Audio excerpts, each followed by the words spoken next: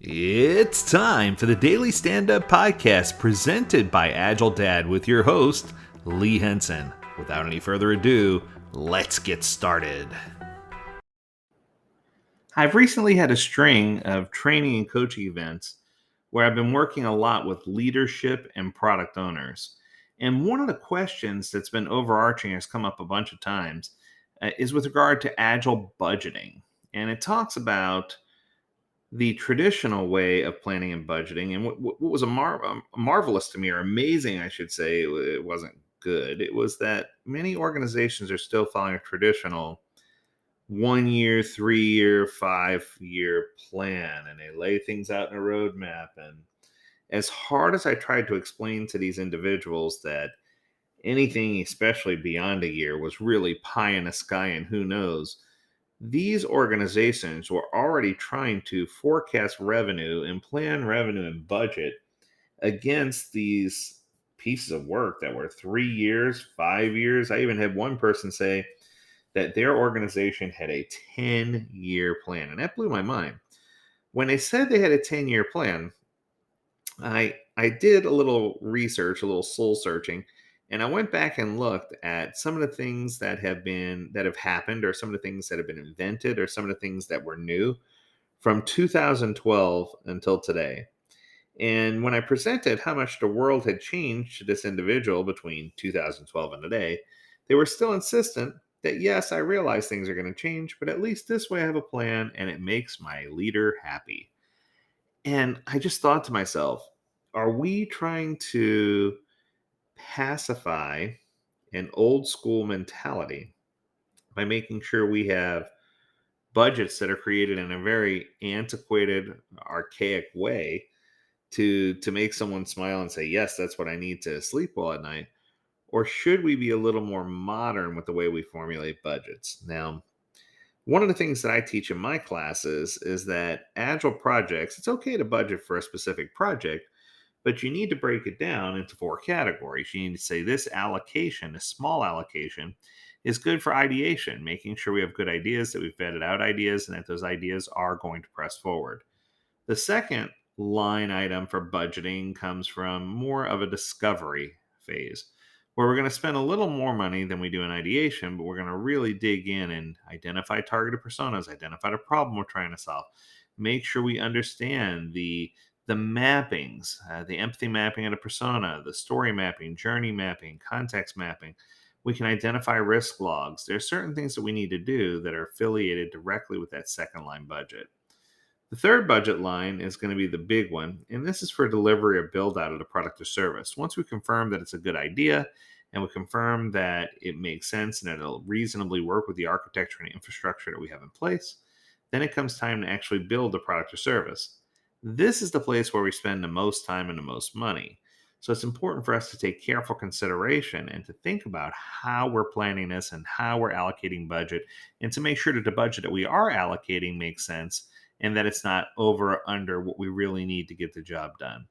And then finally, we need to focus on release. And if we focus on release and how we're getting this item to the consumers, it's going to make it a lot easier for us to say, and that's a smaller amount than deliver, of course, but that's going to help us make sure that we have all of our bases covered and that we can get the entire product or project from a state where it's just a good idea or a potential idea all the way through to an actual deliverable that we're delivering to our consumers. So I went online and did some research, and I found a couple of scaled Agile experts, or proclaimed scale Agile experts, I guess I'll say, because I'm not going to reveal who it is, that put some articles out. And without reading the entire article, I'm just going to pick some bits and pieces from here, some of which I agree with, and some of which I'm like, this is interesting. And I think that people are starting to realize that the do or die mandate, the here's our list of things that we have for the next 5 years, 3 years, 10 years, it just doesn't work that way anymore. That if we are planning even for an entire year ahead of time and trying to budget for it, even with our best guesses, even if we have the ROI somewhat figured out, everything is going to get disrupted as we build it, and things are going to quickly shift. The market will shift, the consumer's needs will shift, And you're going to find that you failed before you even really get started, before you even get your stake in the ground. And this has led to a lot of coaches who have started accusing organizations of doing agile in name only, proclaiming that if they want to have a 1 year roadmap, that's your sign right there that these companies don't understand what agile is and are not doing agile effectively. I think instead of that, we need to help those organizations figure out how to better align budget and how to figure out and report back to leadership what they need to know so that they feel like there's transparency in their agile implementation without falling all the way back into rigid reporting structures and micromanagement. So I think that part of this is we need to make sure that we express to leadership, and I love this quote, to embrace financial agility means that we relinquish the false dream of being in full control. We are not going to be in full control of everything. We need to make sure that when we're planning, that we are doing it in smaller cycles. So there's no way we're going to be in control and rigid of everything that's going to happen for 1 year, 3 years, 5 years.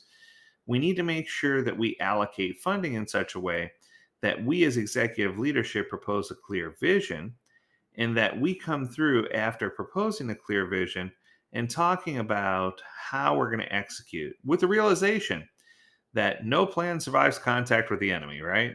That's uh, that's a famous quote that we have from Patton.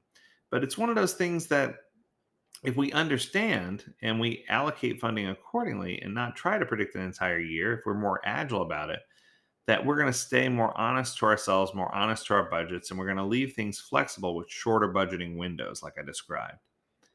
Next, we want to make certain that we realize that when we're planning for strategic portfolios or we're planning for fiscal strategies with our finance group, that we're using and interjecting agile language and agile throughput that we need to make sure they understand what agile is, whether it's lean budgeting or innovative accounting or lean portfolio management.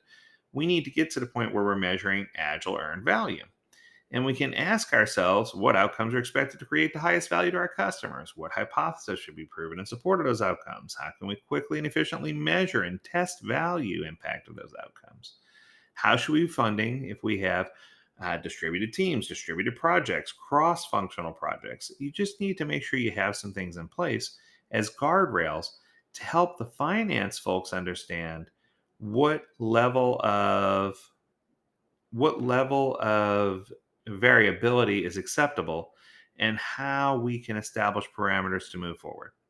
We need to make sure that we're budgeting in short windows for long-term results. And I know that sounds crazy, but part of this is if you try to budget for a long term solution, it takes away your ability to inspect and adapt because it locks in the work that you're going to be doing. If you budget for small windows at a time, it allows you to follow an empirical process and agile workflow, and it allows you to align your roadmap and delivery cycles to take more pulse checks along the way and to inspect and adapt along the way and still wind up with a favorable deliverable. So that's going to do it. I hope this was helpful for you. If you have questions about building out and understanding how budgeting works or any other topic, feel free to reach out, learn more at agiledad.com. We'd love to hear from you. As always, we encourage you to stay healthy, stay well, and stay agile, my friends. Until next time, do take care.